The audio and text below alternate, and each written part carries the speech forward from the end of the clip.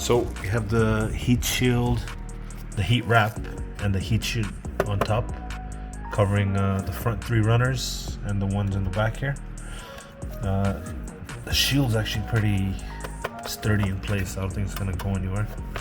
And this thing's actually wrapped all the way around on both sides. And then I'm just gonna put the studs in, put the turbo back on, hook up this pipe. I might actually put the heat shield on this actual downpipe. It's actually starting to fray at the back because it's been rubbing up against the wall as I was doing everything else.